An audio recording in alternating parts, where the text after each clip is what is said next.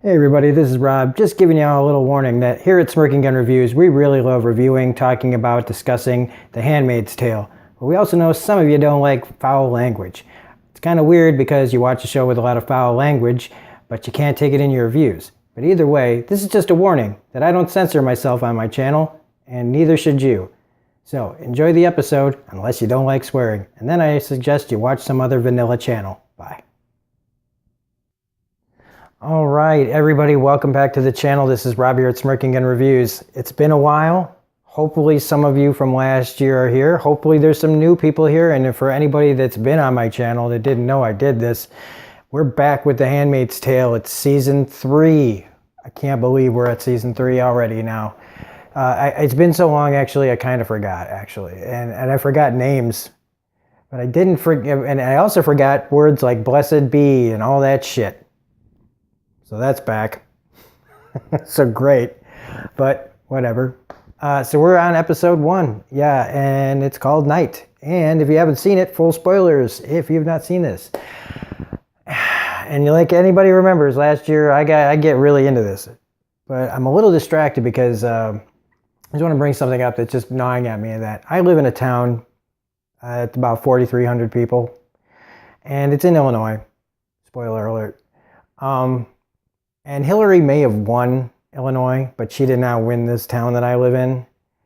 And just when I thought it can't get bad enough, yesterday in town, a couple of townies got into an altercation on the road.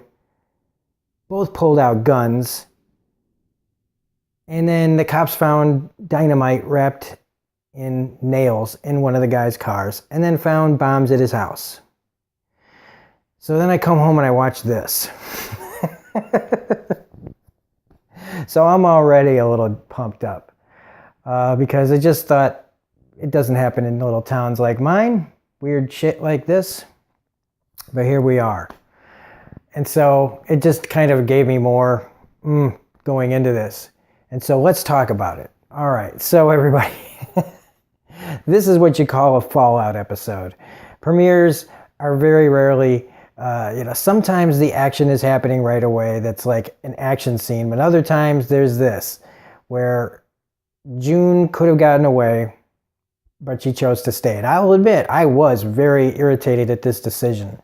But I've had a long time to think about it. And I know that she, her story, her character couldn't leave her kid behind. It just wasn't going to happen. So I've given that up. And so it just makes sense that this, and I didn't watch the full trailer, I only watched the teaser, because I didn't want anything really spoiled for me, even in the trailers, is that this feels like the big year, all right? This is things are really gonna hit the fan. If not, I don't know if this is the last season or not. Again, I've tried to stay kind of under the radar in news for this show, because I just don't really want to know anything. But this does, I have big hopes for this season, and I'm hoping that everything, kind of goes the way I think it's headed. Because it does feel like it's kind of headed this way for the religious nut jobs, and rapists, and murderers, and fucking, but see, here I am, I'm already... But, okay, so June makes it all the way back to Bradley Whitford, who she stops in the road and tells her to take her to Agnes, and then they can get out of there. But it's episode 1, folks, and you didn't really think it was going to be that easy, did you? Because you shouldn't have, because then you don't have a show. So, of course, when she gets there, the cops show up. Well, they're cops. I don't know, what do they call them? Fucking, I don't care what they call them. They're a bunch of Nazi stormtrooper fucks. So they catch her at Agnes's. She lets herself be taken, and it's fine. The lady who is from Transparent, the actress there, she's been making the rounds in a lot of things lately. She's now Agnes's mother, which just, okay, look, there's a reason, one of the reasons I get so passionate and I don't hold back on these is because we're all thinking it, right? We're all thinking it. So I'm just going to say what we're thinking, or at least some of us are thinking. And it's like, you fucking twat. These people that just, I'm her mother. the restraint it would take me to not rip that person's throat out with my bare hands. And I don't even have kids. But I know that if somebody did that to me, I don't know if I'd be able to live in this world, because I'd be shot in the street protecting who and what was mine. I would hope that somebody smarter than me would be able to talk me down. But when these characters are like talking to her about cruelty, and and look, in some weird logic, because it's a kid, right? And the kid don't know what's going on. I mean, I think Agnes knows a lot about what's going on, and she's figured out how to survive a lot, and accept her fate. But see, she's a kid. Okay, so she needs, part of her is looking for safety and protection. So I get that. I get part of the argument that, hey, what you're doing, none of this is going to end well, and you're just going to die in front of her, blah, blah, blah. And so I also understand June saying, thank you for making this house, because I guess in retrospect, it could be worse. I don't really know how right now, except maybe Agnes could just be dead, or with somebody who beats her or whatever, secretly, because religious people don't do anything bad. So, sorry, I'm taking shots. This is going to be unfiltered. So, I mean, anybody that knows me probably hasn't even seen this side of me. I told people to watch Beware of Handmaid's Tale Rob, because he's fucking crazy. Now, we got Serena here. Okay, so eventually, let's just say her and June and the other lady, they have it out, but they can see, she can see that June's not going to stop being her mother, and they get her out of there. And we got Serena Joy, who she's this show's Cersei Lannister, and I do see the redemptive arc they're taking her on. And I've said, fuck that shit, okay? Again, I've had time to process over a year my feelings on this, and I'm fine now with her taking a redemptive arc. She still has to die. And if that means in some sort of sacrificial way, fine, whatever. But she can't make it out of this. Now, some people might say, well, it'd be more realistic if she did, because bad people and good people, they get away with things. But I don't want to see her suddenly going, well, it was just a man who did this to me. If it wasn't for the men, I wouldn't have done this, because she's as culpable as anybody else. Nazis said they were, everybody that was a Nazi said they were just taking orders, right? But she's part of the brains behind this, and so she can't just walk out. So if they want to give her this arc, fine. I did also love when June and her confronted, when I almost called her Cersei, Serena, tells her, what did you do to my baby? You said you were going to protect her. And it's like, bitch, please. You think she's going to be safe here with these nut jobs? And I hope you feel the same way I did when you pulled my kid out of my arms screaming. Again, the hypocrisy that they feel. Even Serena still has it in her. Joseph Fiennes trying to be big. Look at me when I'm talking to you. he's on suicide watch, I'd say. I mean, he's so afraid of his own downfall that, I mean, they might be able to work that into the story somehow. Maybe he could be one of those Nazis that looked for shelter after the war was over in Operation Paperclip. But I still say there ain't no getting out for him either. And he doesn't deserve it either to get out. And then the whole thing with the finger and the alcohol, which, okay, this is not a subtle point they're trying to make.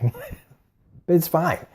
It is very metaphorical, though. The burning of the rape bed that torches the whole house, that brings, this whole house is tainted by what they've done, and they're torturing it all. And it's not lost on me.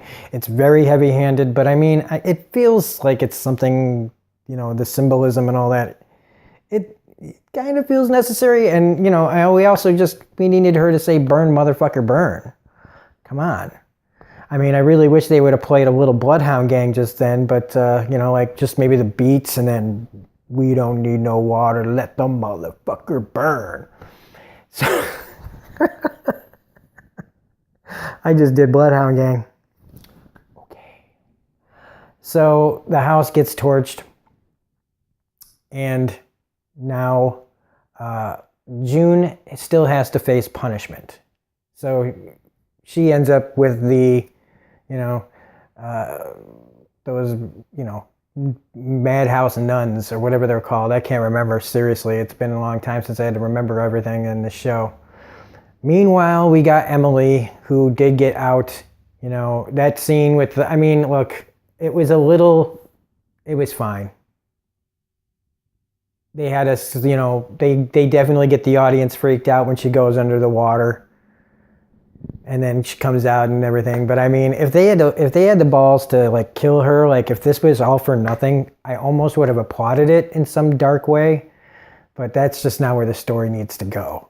And so the baby is out, she's out, she makes it to Canada, and she finally finds Luke and gives, she's there to talk about, June and how she saved her life. And we'll get way more of that later. But it's nice to see Emily got out, which means she can find her wife and her kid, and maybe she can help Luke figure out something, for them to start some sort of invasion. I don't know. She knows a lot.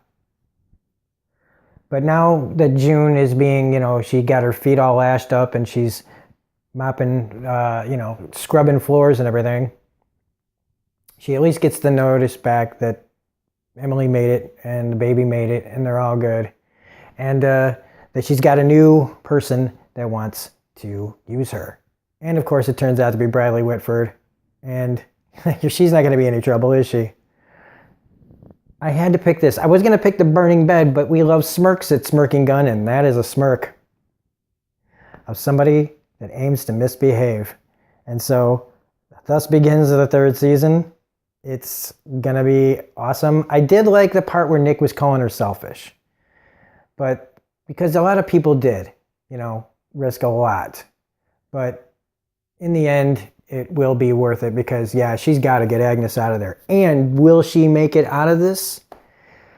Honestly, I'd say her odds are about 50-50 right now. Because, again, I can see her dying and living. Yeah, I'm sure everybody, including myself, wants her to make it out of this. But just like, we always say we want the bad guys dead, not all the good guys make it either. And so I hope we kind of prepare ourselves a little ahead of time for eventualities that could show up in this show. And so a great beginning, a lot of just symbolic stuff going on. And I think it's the beginning of the end for these fucktards. So let's hope so. Anyway, if you liked this review, please hit the like button, comment, share, subscribe, hit the bell for all notifications. Share this with people if you like, please. And I want to thank, again, anybody that comes back from last year or anybody that shared this last year and you became a fan of the channel from that way. And even if this is the only reviews you watch on my channel, thank you. And so this is Rob at Smirking Gun Review saying we're going to be back very shortly with the second episode review because we got 3 of them. And we'll see you later. So I got to get to watching. Have a great night. Bye.